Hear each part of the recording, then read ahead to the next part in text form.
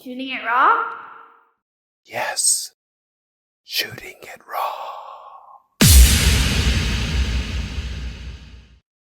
Hello world, I'm Ran Alfasi and welcome to Shooting It Raw. On the podcast, we ask, what if life really is a gift? How do we make every second count? So this week, what a treat. It's candy. It's marshmallows. We have Terry Farris joining me from the Philippines, represent. So look, I don't know what we're going to talk about.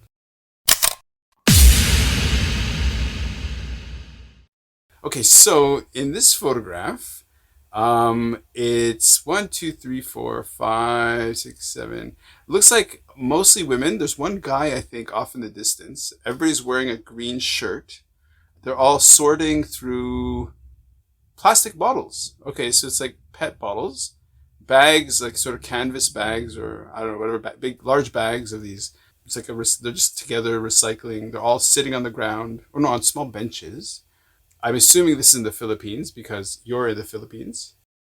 And so the shot itself is like from somebody standing above, shooting down while these different women, one guy is sorting through the plastic. What am I looking at?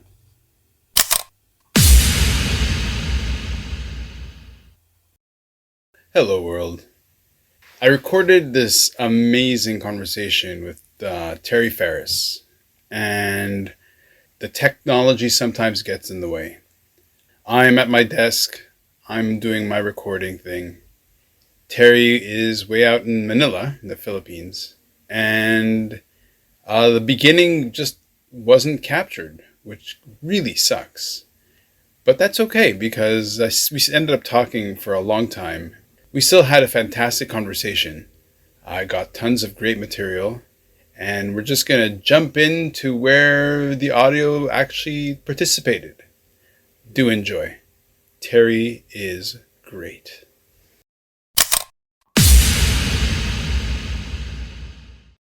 If we just do audio, it might make things better. Okay, so they provide money for their families. Yes.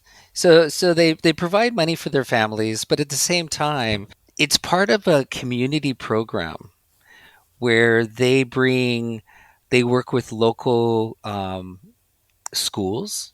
Mm-hmm. So what you see is that kids will bring these little sachets and they will collect them and put them in plastic bottles. Oh. And the schools then, say, hey, come and pick this up. So one of the mayors in the local where they're located in Bulacan started a program for kindergarten kids to bring in to help pay for their schooling, and in return, for the amount of plastic that they collect, they get a discount on their schooling. Those plastics go to Green Ants. They make the bricks, and those bricks go back to build the school buildings. Amazing. So it's a very circular economy. The mayor there also has worked with creating the same program with their local hospital. So when patients come in, so they created a system that says, a certain kg, a kg is worth a certain amount of pesos, Mm-hmm. and they use it as currency. And what we're trying to do is that we want to move that across the country. That's fantastic. Yes, it's very, very exciting. Right. So you've been with this group for now. So how long have you been in the Philippines? Because last time we saw each other was in Singapore. Yeah, I've been in the Philippines for 6 years. Okay. So, I had the opportunity. I was working for a client in Singapore who wanted to set up their social enterprise in the Philippines. So I came over here in 2016. Mm-hmm. I stayed there, helped them get it started. It's called Pass It Forward, and helped them get that launched. And then I was invited to go to the Asian Institute of Management Scientific Research Foundation, Mm. which is one of the leading higher education institutions in the Philippines, and was a COO for several years. Mm-hmm. and helped to bring the whole digital, the data science program was part of that with the president, and was engaged with bringing in the largest donation in the history of the Philippines from a Filipino family to a Filipino institution. So that Oh was wow. amazing. Yeah. But during that time, I've been working closely with a group called Arowana. One of my close friends, Ben Lim, who was a colleague of mine at UBS back in 2006 out of Australia, had always been telling me about all the great work that Arowana has been doing around the world, um, around education, around renewable energies. And so I became involved with them, and we set up DDLS Philippines, which is kind of a vocational tech training Mm-hmm. on cybersecurity and also on cloud. Right. DDLS is part of Adventure Co, which is a larger kind of educational group in Australia, which now trains, I believe, about 30,000 Oh wow. people a year. And so I became chairman. I helped set that up, brought the investors together, along with a local family here in the Philippines. Huh. And so I became more involved with Arowana, and we decided that we were going to set up Arowana Impact Capital. Mr. Chen, who's one of the most amazing people, invited me to participate and to be on the board.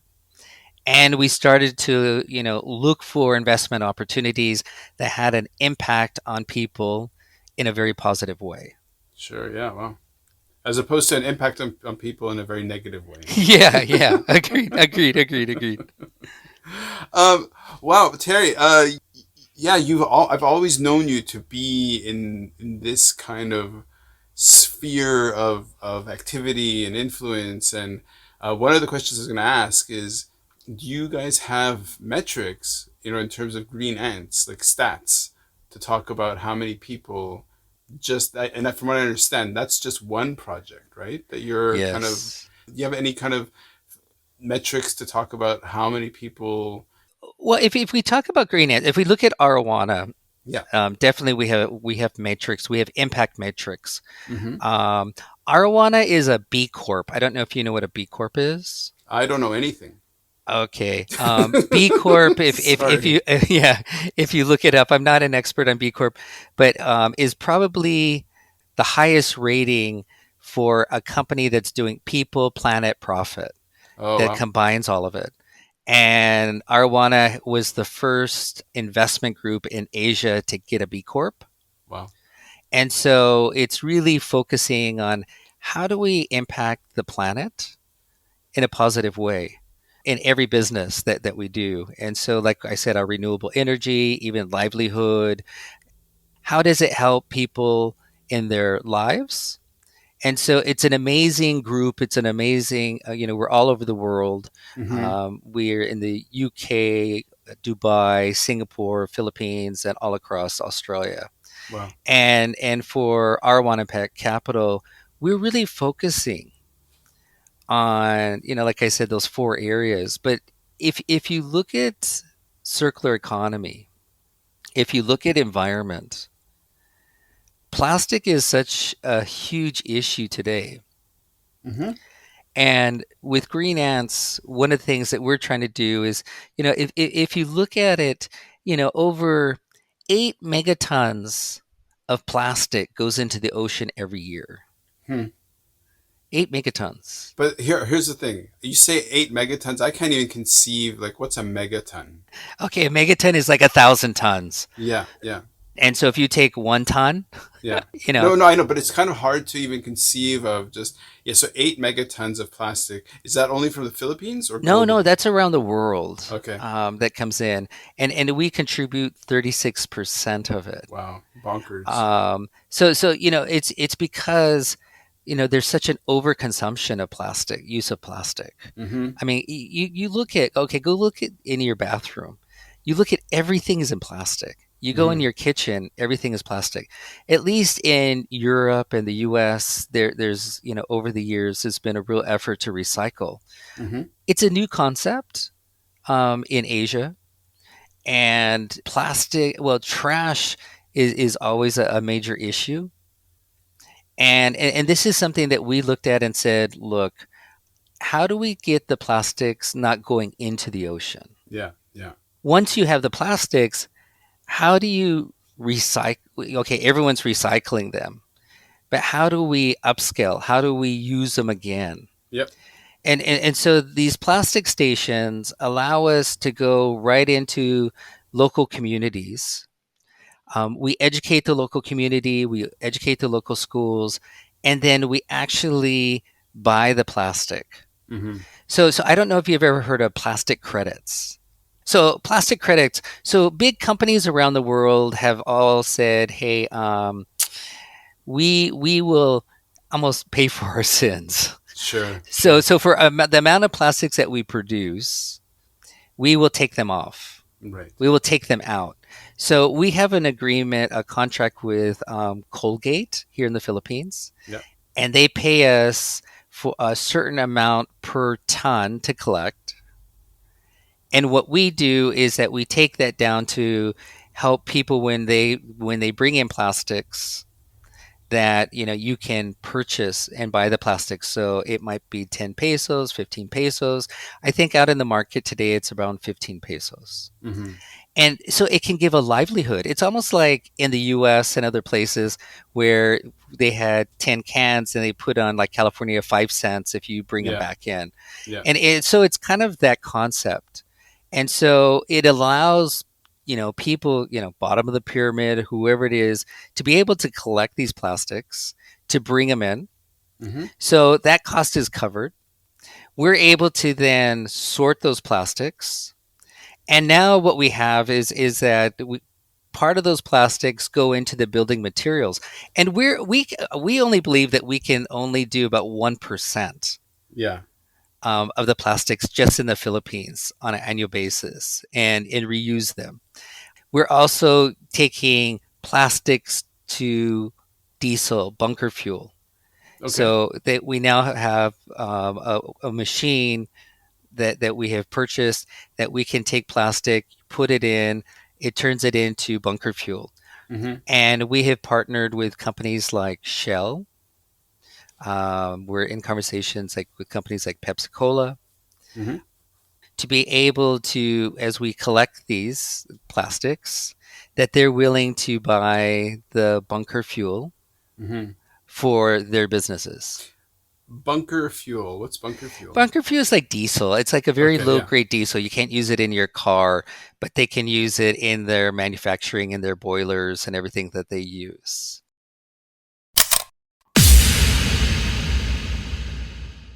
If you go to the beach today, I mean, in Asia, I will have to tell you that almost every beach, when you're swimming, that there is so much plastic in the water. Mm-hmm. A lot of it comes from, especially if you're on islands, a lot of it does come from people throwing trash in the river. What we find is that a lot of this trash actually comes from companies that are dumping it. Oh, really? Yes, Wow. because they have to pay to go take it to a dump site. So they just chuck it into the river or Yeah, whatever. and so if you go online, you can find videos like in Indonesia and other places where they actually just take the dump truck and they go right next to a river and they just dump Ugh, all of it in. dude.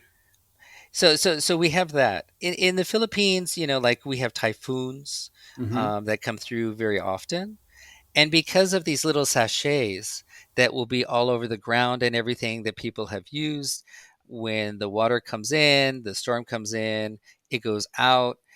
It goes out into the ocean, and Yeah, at for some sure. point, the tide brings it back onto the Mm. beaches. And this has been a huge problem for us here in the country to be Mm-hmm. able to pick that trash up, collect it. But you think about in the ocean, like when you go snorkeling or scuba diving today, I guarantee you that you'll see plastics in the ocean, even if you're, way out at some island that's away from, all the other places. Yeah, like in Caribbean or whatever. Yeah, and it's just horrible. Yeah, no, I just what I want to do is because for the listener, okay, so let me just describe the photograph because they don't have an anchor to kind of keep in their in their in their in their heads. So the image that I'm looking at right now is, I mean, it looks like these things that are sticking out into the water, and they look like they're man-made. Like they look like they're made out of concrete. Mm. And it's a very kind of turbulent water from a river or something, and in it, so the water's quite brown and it's quite frothy. So there's white water, but underneath that, the water's quite brown. The sort of concrete or whatever is glistening because the water's kind of gone over it, and within that, floating on top of it, are like, just in the view of the image, probably about 30 plastic bottles. Yep. Of course, plastic these bottles float. So that, in terms of Agreed. that garbage, that's what you're seeing. You don't necessarily see the stuff that's below the surface. So basically, one third of the image is just this image of this brown water, white water, filled with this plastic junk. And Well, it's a river coming down, and it's coming down into more of the toward the ocean. yep, And what you're seeing is plastic that just is getting caught in when you have these little, water coming down and coming, it creates like these little suction or areas that the plastic gets stuck in, right, right. and it just gets collected and it doesn't move. And this is coming down from the rivers out into the ocean. Mm-hmm. And you think about it, if you can just see this right here, you think about how much more is out farther that's being put out on a daily basis. Yeah. Ooh, that's a nice, uplifting image.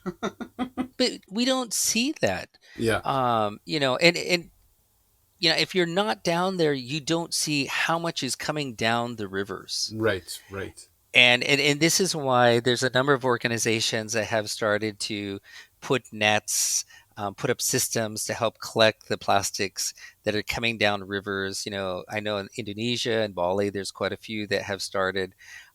But when you have thousands of rivers like here in the Philippines, Mm-hmm. it's a challenge. And when you have 7,000 islands, Mm-hmm. and people are not like going, oh, the average person not like, hey, let's just go throw this into the ocean or something like Mm-hmm. this. It's when the rain comes, it just picks it up, it puts it down. If it's in certain places, like images that I've seen where large dump trucks just come and just dump it in and it flows out. This is what's really sad. And Sure. people don't realize the amount of plastics that are actually going into the ocean on a daily basis.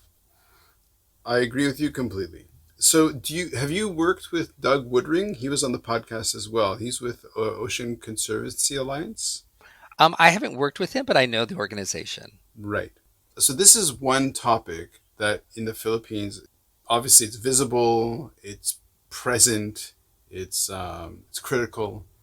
So, in terms of your connection within that, and your own motivation, just for the little bit that we exchanged, I was dazzled by all of the things that you have your hands in. Uh, it's amazing. It's amazing. Like, you really do a bazillion things. So where does, if we're looking at a many-headed hydra, and this is just one head, in terms of its size, like, how much of your time is dedicated to this project? I would say right now on circular economy, probably 30% of my Oh, time. wow. Okay. This is something that our group is very passionate about. Mm-hmm. For myself, circular economy and the environment has been something that I've been passionate about for years. I was advisor to WWF out of Singapore, helping in the region. I did work for them out of Indonesia. I've had the opportunity to be around Conservation International. Mm-hmm. I grew up in Hawaii, and in Hawaii, Oh, you poor thing. I know, but we were in the ocean every weekend. We were up in the mountains, and I'll tell you that the people in Hawaii care and love for the environment, and Yeah. the Hawaiian people, it is built into everything that they believe in. The land, everything is, and so I grew up having that influencing me, And if you look at Hawaii, Hawaii does an amazing job in keeping the waters clean, Mm-hmm. its beaches clean. People really are conscious of being of recycling. So it's Yeah. always been part of something. And what you know, what I'm really good at is I'm good at ecosystems. I build ecosystems. And so since I first met you, we did like I did Creative Initiatives Foundation in Hong Kong, but we looked at the whole nonprofit sector Mm-hmm. and looked at the ecosystem and looked at where we need to adjust to make changes. For here in the Philippines, what I focus on the environmental side is I look at the ecosystem. Who are the key players that are already out there? How do we connect the dots? How do we build the network so that, all of us are all on the same page? Because, a lot of times nonprofits, NGOs, we get out there, we're focused, we don't always, partner and collaborate with everybody. Mm-hmm. We're also working with the government. And so there's a new law, the EPR law, that came out that went into effect that requires all companies in the Philippines to collect the same amount of plastics that they put out. Okay. And so what we're doing right now is that we're trying to go to all of those listed companies in the Philippines and the foreign companies that make plastics and say, look, we can partner with you and we can help you collect those plastics. So what you're doing is that you're working at different levels. You're working first at the nonprofit level, the local government unit, because there's in the Philippines trash, is big business. Yeah. There's always going to be bribery, there's always going to Right. be kickbacks and money in there, so you have to look at how you deal with that. Then you go up to the corporate level, then you go up to the government level. Mm-hmm. And right now we're working with the whole ecosystem to say how do we make changes at every level. So that's what I love to do, Mm-hmm. and I get very engaged. Green ants, the team and everything, are very much on the ground, and we've invested into them. And we're working very closely to taking them into really the across the nation here in the Philippines. Yeah. So that's where I focus my time on, the 30% on the environmental issues here. And it's Mm. fantastic because you're able to empower, to engage local individuals, communities, government. I was just with one of the governors of the 81 provinces of the Philippines, and his wife is a congresswoman, and you start to educate them and bring them along and let them be the champions. Yep. And that's what I've learned is, how do I identify people who are influential, who are out there, that we can make champions, Right. and we create the ecosystem behind them to help make a movement and change to happen. Wow. Well said. That's a lot for the morning for you. What time is it over there now? 9 in the It's morning. it's 8:30 in the Eight morning. thirty. Good morning. Have you had 7 coffees? I've had one and Nice. just enjoying it while I'm talking to you. Awesome. Terry, look, should we move on to the next photo? Because Yes. I'm totally into conservation. One of the Yes. pillars of the podcast is conservation. So this is right up my alley. I am fascinated by it, and we will talk later about how people can get involved. But before we do, is there a website you want to plug? We can go to Arowana Impact Capital Yep. that you can look up, and I don't know, you can type it in or put it on the Oh, it'll be podcast. in the show notes. Yeah, yeah. Yeah. That's a great way to look and see. You can look on our LinkedIn, on our Instagram. What we always try to do is we always try to provide education, Sure. awareness, and to push a topic. Mm-hmm. And so that's where we do this. And like I said, right now we've really focused on the Philippines. I spent 4 months this year in Indonesia. I've spent 20 years working with Indonesian foundations. And so it's also working because you think Indonesia has what, 17,000 islands? But Indonesia only makes up about 5% of all plastics. Okay, It's a okay, huge okay. drop. So Interesting. it's a different cultural Yeah. issue. Yeah. No, I've been to the Philippines and I know what you mean about the whole you're totally right. It's out of necessity. It's not like, oh, they're Yeah. choosing to buy their their teeny tiny samples of shampoo and soap and whatever it is because that's what they can afford. So Yeah. And I'll tell you that one thing that I've learned, you know that I've been in philanthropy for 30 years and I've traveled all over Asia. The Filipinos, because of having these small sachets, are probably their hygiene is mm-hmm. probably the best I've ever seen in any Hmm. developing country. Oh wow. They really take care of themselves. They really take showers, and this is by doing that, it's reduced so many health issues, Okay. dysentery, all these different things. So it actually makes, even though it's bottom of the pyramid, Mm-hmm. they're healthy and clean, Mm. which takes away a lot of other issues that you have for people to live. Right. So Right. I only realized when I came here, you know, it's 5 pesos, 6 pesos. They can buy that, take their showers every day, wash their clothes, even though they wash them by hand. They'll put Downy or they'll do Yeah. Yeah. whatever, Yeah. but it's affordable for them because a lot of them drive trikes or they work, Mm-hmm. and they might make 100 pesos during the day. This way, each day they get cash on the day. They're able to buy this. They buy some rice and food, whatever it is, and that's Right. it. They have nothing else. It's day by day.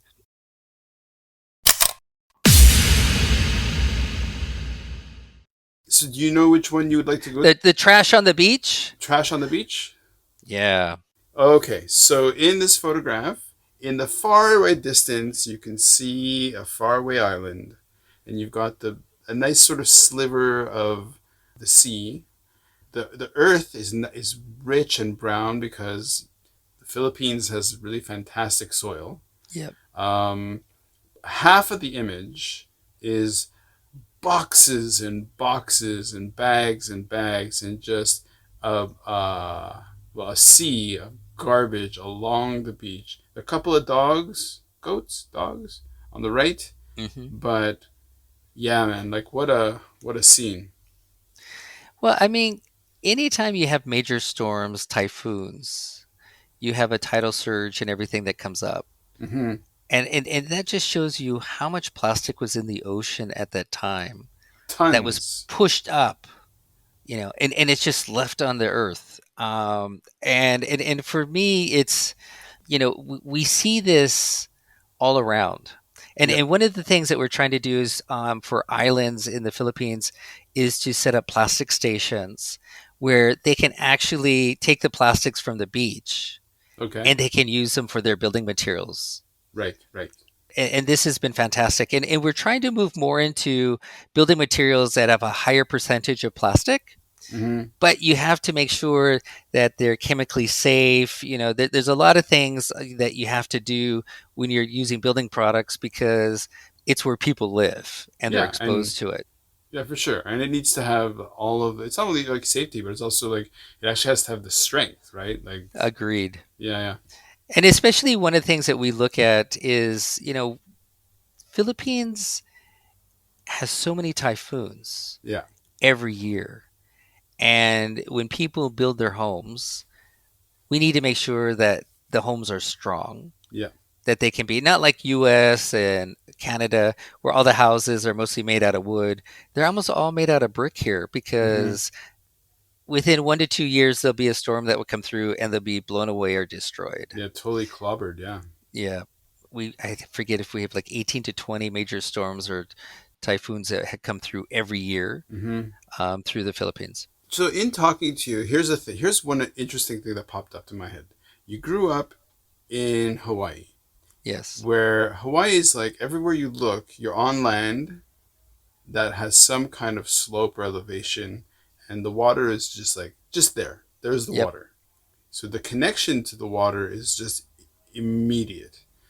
You lived in Hong Kong, and in Hong Kong, it's a very similar thing where Exactly. you look and there's the water. And the culture in Hong Kong though is more like the connection to the water is well the water is like the highway.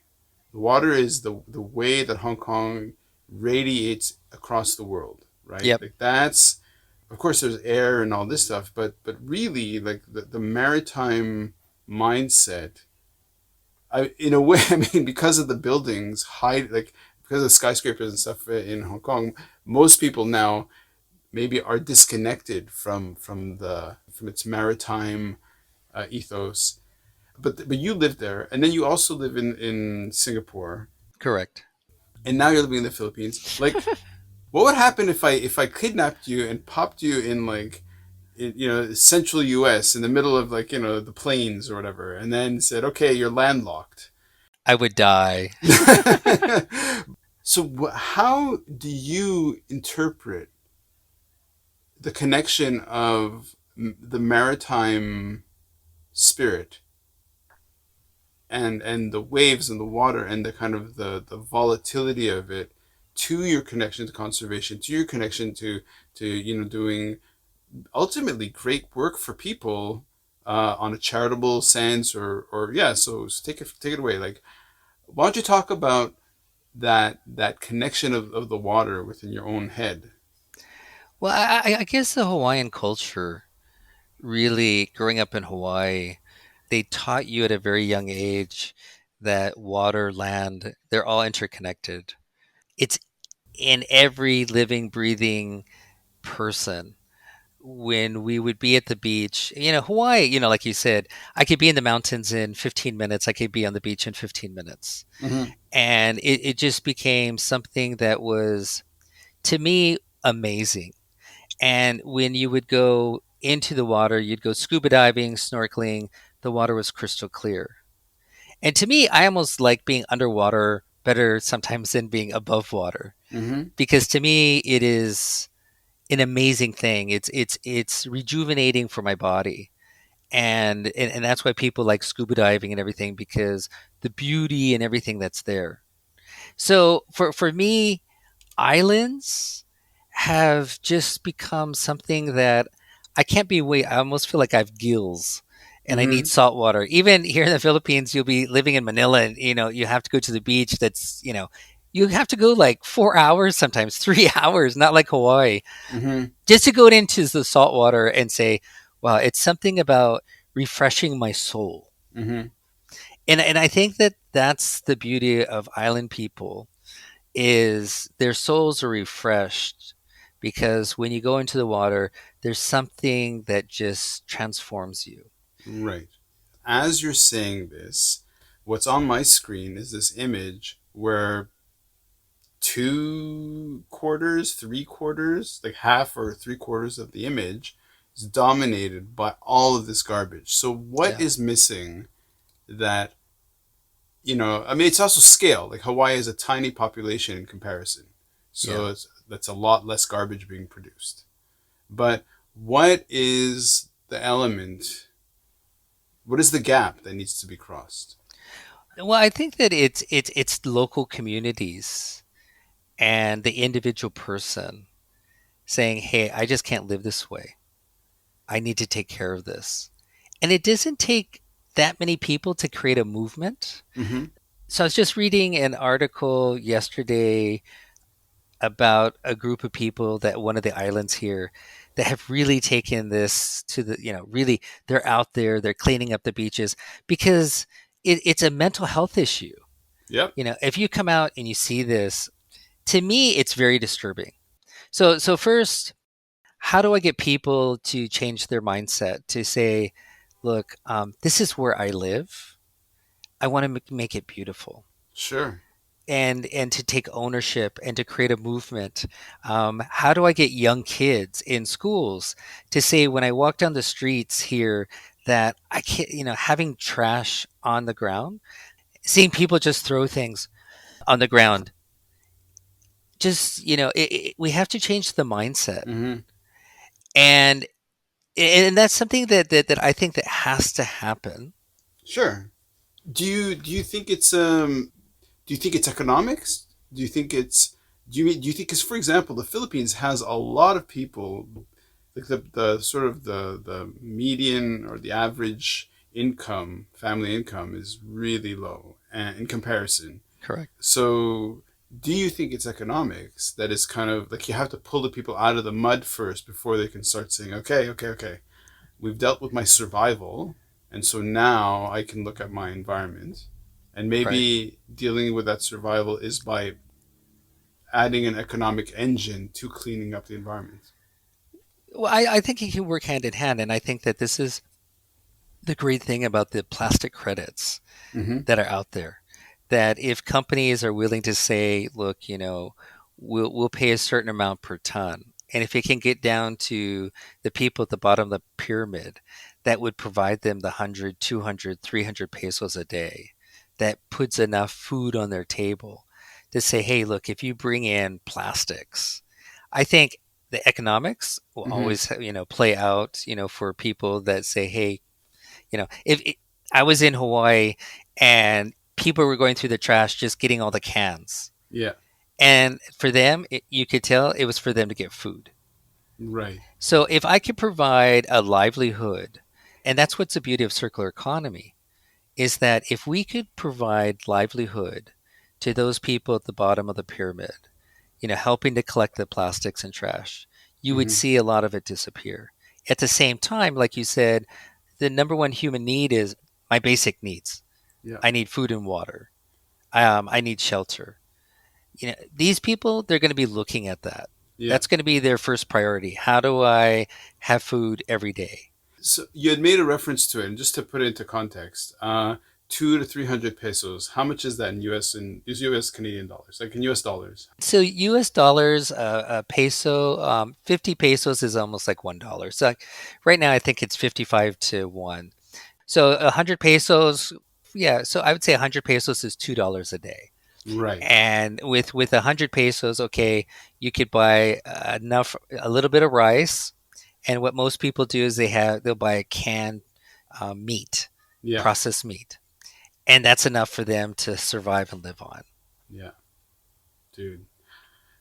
Yeah. It's like that's the thing. That's the thing. I mean, I'm in Canada. You're in the Philippines.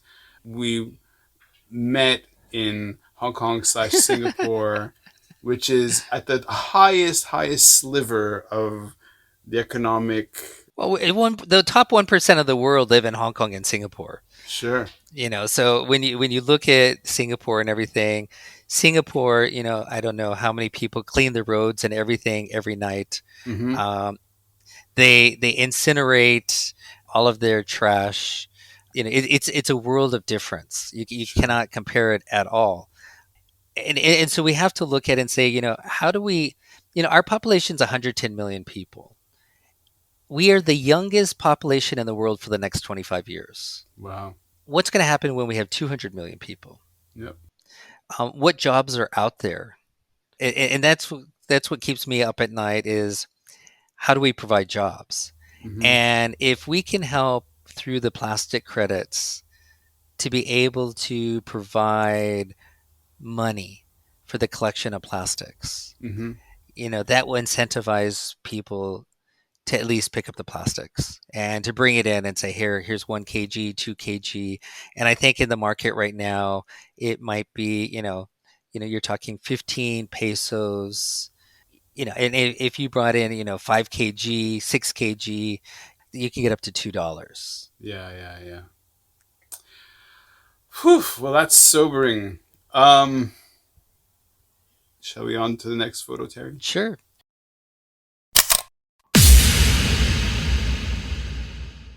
Sure. I'm very easy. Oh well, look, yeah, you're very easy, but this is real. You've always done work that is very hard. Like it's very emotionally. I mean, I know it's rewarding. I know you're doing work that is super rewarding, Yeah. but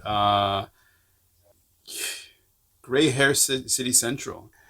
Yeah, but this is only one thing. I'm also on the Ramona Boites Foundation board, and we have one of the largest microfinance. So we actually do microfinance. Amazing. Over 600,000 people a year are impacted here in the Philippines.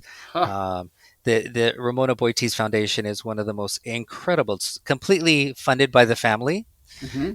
and the work they do. So that's probably one of the highest honors I've ever had in my life to be invited onto the family board Wow. to help make an impact. Terry, you're amazing. Okay, so let me explain the next photograph because it's a bit of a. I think this is, you made a reference to this. So it's a photograph of an industrial warehouse. There's Yep. green iron girders, and in it stacked vertically are these gray slabs. Potentially, it's these bricks. I'm gonna guess because it's Yep. these gray slabs with these flecks of white inside. Yep. Beautifully composed photograph. Yeah, so within it, there are probably like, let's say, 10 to 15 of these slabs that Yep. look quite heavy. Yep. It's hard to know the scale. Like, are they about like 20 pounds a piece? Like, what am I No, looking I'd at? say no, no. Okay, so you're looking like at an eco paver.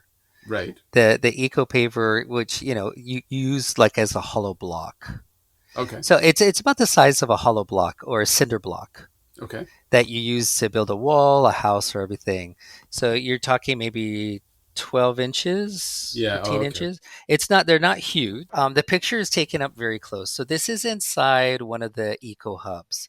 So you saw the picture of the women going through sorting the plastics. And this one is using sachets. So the little sachets Oh. that are very hard to do anything with. Mm-hmm.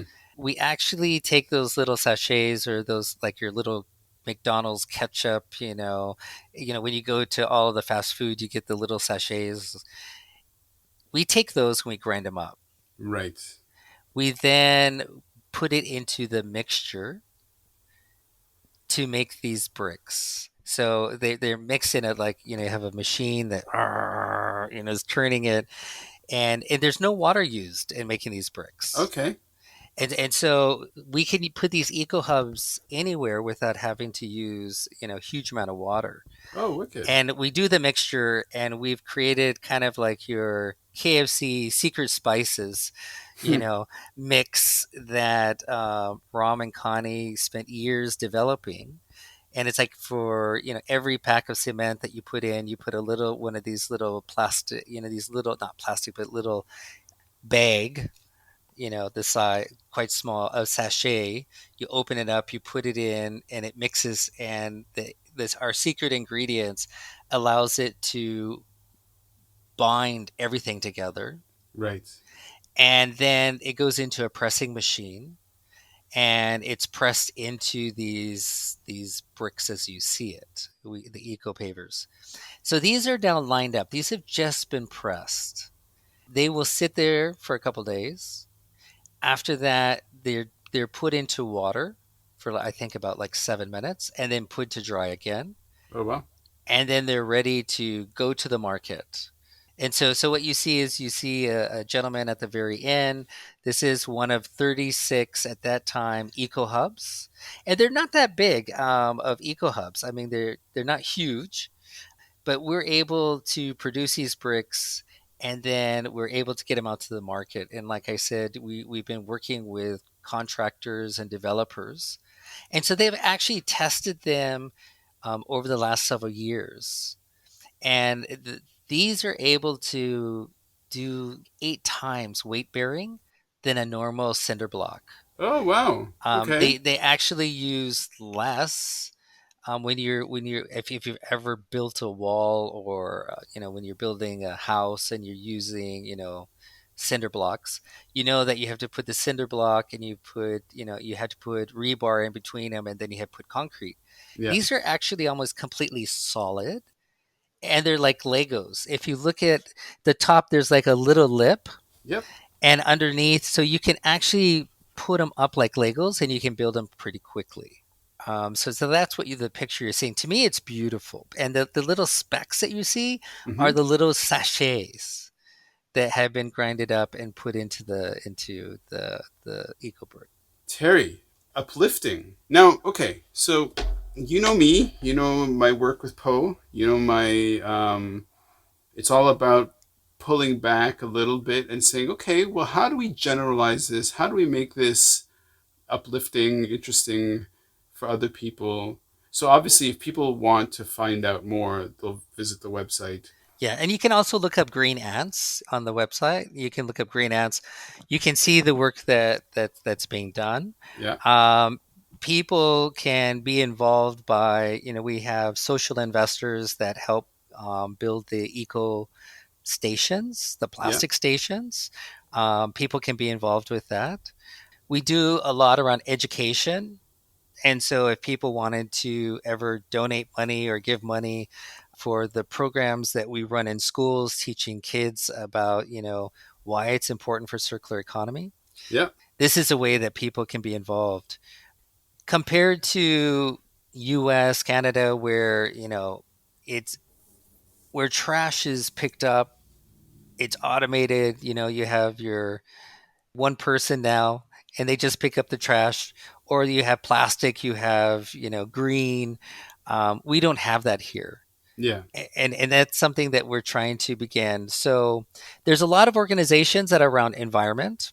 So we're trying to bring them all together to collaborate together. For Green Ants, we're using it to build awareness about how great circular economy is Mm-hmm. and that it actually can be built into a for-profit business. Right. It's just not a social, it's like a social enterprise or nonprofit. This is a for-profit business. Right. We're creating jobs in local communities like the women that were sitting around doing the plastics. These women then go out and spread the word with other people. And, women are amazing. If you've ever done microfinance or anything like that, and I Sure. did microfinance in India, and, and even with the Ramona Boiti's microfinance, we have 16,000 kind of chapters that have 40 women, Wow. 16,000. And these women all work together, talk with each other. So we're trying to look at how do we create a movement? How do we make a change? Mm. From the kids that are in school to the people in their homes to how companies look at single use and how the government is saying, hey, we have to make change. And this is something, and my personal goal is, how do I go from taking 36% of the trash, the plastic in the ocean coming from the Philippines, how do we take it down first to 20%, Yeah. 15%, 10%, 5%? And that's something that we have to do. And, you look at how much microplastics are now in shellfish, Mm-hmm. are in fish. We have to make that change Sure. Of course. because even though our plastics are impacting the food that's on the table in Canada, in the US. Absolutely. Well, that's one of the things that for the work that I did with shark rescue and all this Yeah. stuff, and my connection to the Philippines and other countries in Southeast Asia. And that's kind of my question to you was, how do we enlarge the discussions so that people realize it's all interconnected? Like if you're somebody who eats, even if you live in landlocked USA, and is Wisconsin, America, you're American, I'm not American. Is Yeah, I'm Wisconsin American. landlocked? Yes, I believe so. Yeah. Okay. Well, if you talk to someone that's in Arkansas, Sure. in Nevada, you Okay. know, Yeah. So anyway, so their food, they might think, whatever happens in the Philippines can stay in the Philippines. It doesn't touch me. But no, we all share the same biosphere. So yes. right, and so how I'm gonna give you the last couple of minutes to just sort of put a call to action into a listener to actually access why is it that your life manifested in the way that it has to help companies and help people in this kind of way. I mean, it's quite special. I have to start off with my parents. My parents have always been engaged in the nonprofit sector. Oh wow. Um, my dad worked for a hospital group that was a nonprofit owned by a Christian organization.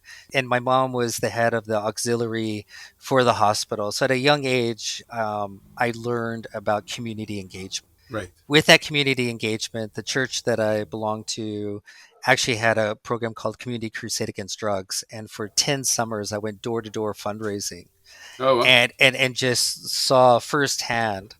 I learned about people. I learned about the community when we went out to see the drug programs, and how everything was interconnected, and people just didn't realize it. Yep. And then just had the call to action to say, I just want to make a positive impact in the world. And I was lucky at the university that I was to go into fundraising. So I Hmm. spent 8 years fundraising for universities. And I had a mentor, Milton Murray, who was a pioneer on social enterprises around the world for the church I was belonged to, and promoted education, healthcare all over the world. And he challenged me. He said, "Where do you want to go? What do you want to do?" And I said, "I'll go to Asia. I would like to make a difference." And I've dedicated my life for the last 26 years in Asia and always doing everything around impact. Hmm. And life's a journey, and you never know where it goes. But it's fun. Being one of the pioneers, like with you, when we did, like when I was doing Creative Initiatives Foundation for Po Chung, taking nonprofits and saying, really look at your core. What Hmm. is, where are you today? Where do you want to go? And doing SWOT analysis. And we transformed the whole sector. The nonprofit sector was completely changed Hmm. in Hong Kong in 1999, 2000, 2001, which, helped reshape and re energize the nonprofit sector. We helped change the rules and regulations for the charitable sector there. Then I went and joined, and I launched the first philanthropy advisory services in Asia in 2000. From there, I ended up joining Mies Pearson Bank to launch the first philanthropy services in Asia, based in Asia, and then Hmm. joined UBS Bank, where every day I was traveling, working with, having conversations. We helped write the white paper on why Singapore needed to be the philanthropic hub, and the need for families to set up foundations, and how those foundations are from the values that they have, and those values have to permeate throughout their whole business through Hmm. their family. And Hmm. if you look at that, drives their corporate social responsibility. So 20 years ago, we were talking about corporate social responsibility.